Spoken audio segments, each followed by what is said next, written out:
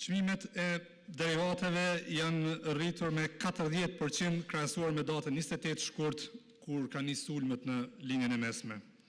Dhe normalisht me njerët pas kësaj kostot e prodhimit edhe të operimit e bizneseve kanë filluar të bartën tek çmimet e konsumit edhe tek çmimet e produkteve të ndërmjeme. Tani normalisht për shkak të integrimit të më të tregjeve globale, përvoja ka treguar që efekti zinxhiror është zbukur i shpejt deri tek konsumatori i fundit dhe në mbar botën. Kështu pas një dyshim ne presim dhe në analiza të bazuara që kjo krizë do të rezultojë me çmime më të larta, të cilat do të stabilizohen në nivele më të larta, edhe normalisht me rritje ekonomike më të ulët. Dhe si rezultat gjitha ekonomitë po i bën përgatitjet e duhura me masat më emergjente që duhet të ndërmerren në situata të tilla, në veçantë sa i përket rrugës së fuqisë vlerëse të konsumatorëve dhe uljen ose menaxhimin e kostos së bizneseve. Kosova nuk bërbën përjashtim nga ky rregull dhe ne pasojë kemi filluar të shohim gjërësisht. Nga praktikat ndërkombëtare bazuar në studime, krizat e tilla siç po ndodh tani nuk i prekin gjitha vendit në mënyrë proporcionale, por kriza pra është asimetrike. Për dy arsye.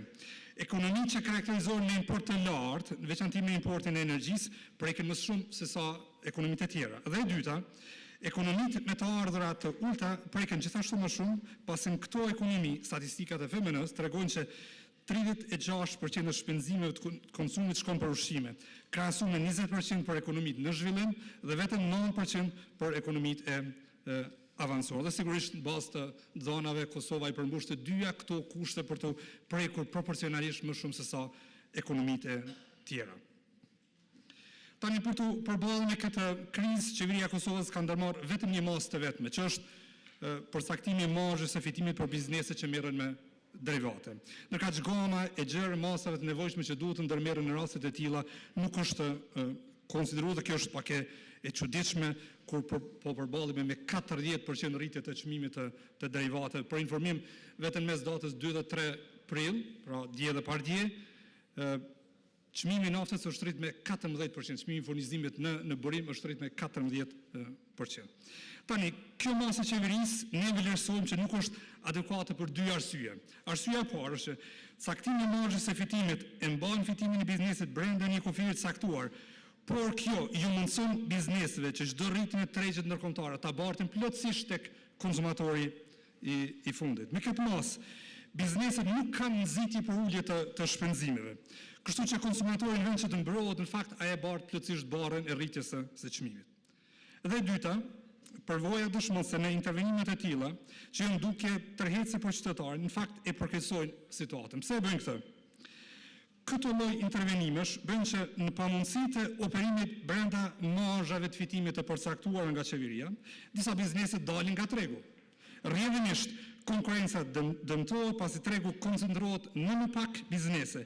Ato biznese që mbesin në treg tash mund të përballojnë marzhe më të ulta për shkak të ekonomizimit të shkallës, e cila nuk kupton që rritja e çakullimit, që rezulton pra nga rritja pjesëmarrëse së këtyre bizneseve në treg, i ul kostot mesatare për njësi dhe rrjedhimisht këto biznese përballojnë marzha më të ulta, ndërkohë që fitimi i tyre rritet.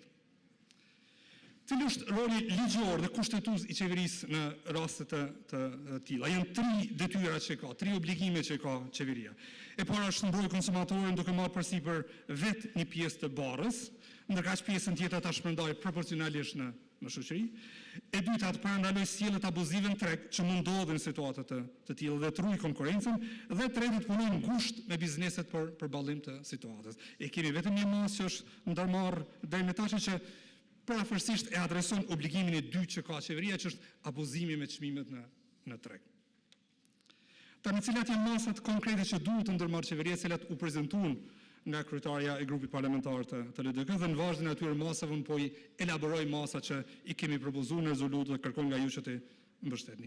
E para është inspektimi i tregut.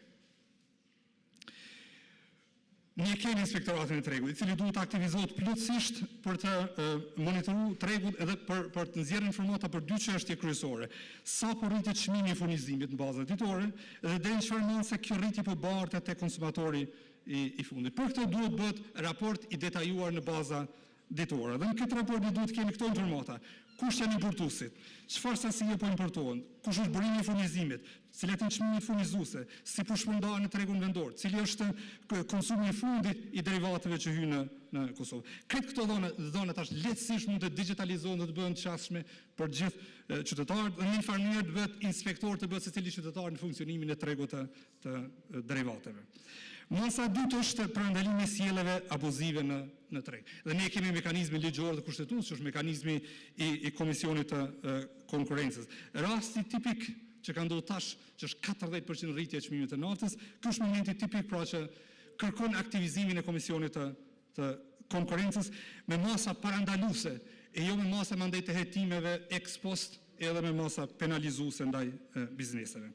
Masa e tretë është ulja e akcizës, si që elaboru me herët edhe nga kryetari i PDK-s.